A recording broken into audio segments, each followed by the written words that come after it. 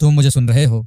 ठीक है, फिर सुनो। इस कहानी को सिर्फ वो लोग सुन सकते हैं जो डर से जूझते हैं, जो किसी अजनबी नक्शे की तरफ मुंह करते हैं, उस नक्शे की तरफ जो किसी को मौत के मुंह में खींच सकता है, किसी को सच्चाई का सामना करवा सकता है। क्या तुम तैयार हो?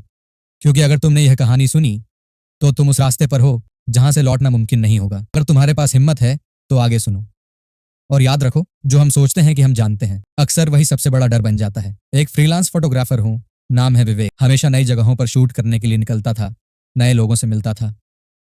लेकिन एक रात कुछ ऐसा हुआ जिसने मेरी पूरी जिंदगी बदल दी।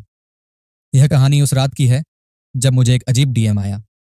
इंस्टाग्राम पर सिर्फ एक साधारण सा मैसेज था, चाहते हो 2 लाख रुपए एक रात में? सिर्फ इस नक्शे को फॉलो करो। बस एक कागज का टुकड़ा, एक जलता हुआ नक्शा, और उस पर कुछ अजीब सा लिखा हुआ था। मैंने सोचा है कोई मजाक कर रहा होगा, लेकिन फिर वह ख्याल आया, क्या होता अगर यह सच हो? और इस डर ने मुझे उसकी ओर खींच लिया।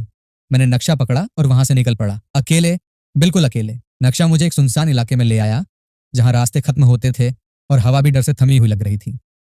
वह जगह दिल्ली के सबसे पुराने हिस्से में थी, लेकिन गूगल मैप्स पर वो जगह कहीं भी नहीं दिख रही थी। रास्ते पे खामोशी थी, लेकिन हर कदम मेरे दिल की धड़कन को तेज कर रहा था। अचानक मुझे एक पुराना और भुतहा मकान दिखा, काले पत्थर से बना हुआ, जैसे किसी ने उस पर रात का काला रंग पोत दिया हो। जैसे ही मैं अंदर दाखिल हुआ, दरवाजा अपने आप बंद हो गया और कमरे में एक लड़की खड़ी थी, एक कैमरा और कुछ शॉट्स के लिए तैयार। वह लड़की सीधे सामने खड़ी थी, उसकी पीठ मेरी ओर थी। मैंने पूछा, तुम कौन हो? उसने बिना घूमे कहा, शूट शुरू करो। पर कुछ ऐसा था जो मुझे घबराहट दिला रहा था, जैसे उस लड़की की आवाज में कुछ था जो मेरी आत्मा तक पहुंच रहा था। नैरेटर, दुखद टोन। मैंने कैमरा चालू किया और उसकी ओर देखा, लेकिन कैमरा में वह लड़की कहीं नहीं दिखी। मैंने आंखें झपकाईं और जैसे ही मैंने फिर से देखा, वह लड़की मुड़ी। लेकिन दोस्तों, जो मैंने देखा वो कभी नहीं भूल सकता। उसका चेहरा वो एक आईना था। उसके चेहरे पर मेरे अतीत के हर गुनाह, हर बुरी याद, मेरे झूठ, धोखे और गलत फैसले उभर कर सामने आ रहे थे। वो लड़की नहीं थी, वो एक आईना थी, मेरा खुद का सच, मेरे हर पाप को दर्शाने वाला। उसने धीरे से कहा, क्या तुम अपनी सच्चाई को जानने के लिए तैयार हो? मैं डर से कांपने लगा, लेकिन फिर भी हाँ कह दिया। तभी वो बोल पड़ी, तुम जो छुपाते हो वही मैं दिखाती हूँ। सच सामने आ चुका था और अब मुझे भागने का रास्ता नहीं था। तभी अचानक मुझे महसूस हुआ, चारों ओर की दीवारें और शीशे बदलने लगे थे।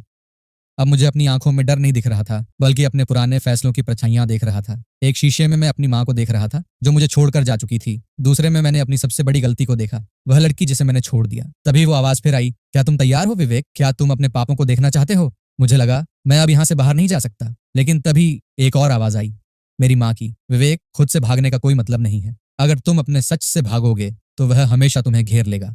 तुम वह सब देखोगे जो तुमने कभी किया था, क्योंकि यह नक्शा तुम्हें उस तक ले जाएगा जहां तुम अपने पापों से बच नहीं सकते। जैसे ही मैंने अपनी गलतियों को स्वीकार किया, वैसे ही कमरे के शीशे टूटने लगे। अचानक सब कुछ शांत हो गया। मैं बाहर भागा और बिल्डिंग गायब हो गई। बस एक खाली जमीन थी, जैसा कुछ भी कभी हुआ ही नहीं था। लेकिन नक्शा अब भी मेरे पास था। मैंने पुलिस को कॉल किया और उन्होंने कहा, वह जगह तो 10 साल पहले खत्म हो चुकी थी और मैं खुद भी नहीं समझ पा रहा था कि क्या हुआ। इस कहानी ने मुझे बदल दिया। अब जब मैं शीशे में देखता हूँ, मुझे अपनी परछाई नहीं डराती, बल्कि मुझे अपना असली रूप नजर आता है। मेरे पाप और मेरे सच को देखने के बाद अब मुझे डर नहीं है। मैं सब कुछ जान चुका हूँ। अब मैं सच की ओर बढ़ रहा हूँ। अब तुम समझ गए हो, अगर कभी तुम्हारे हाथ में कोई अजीब नक्शा आए तो उससे दूर रहना।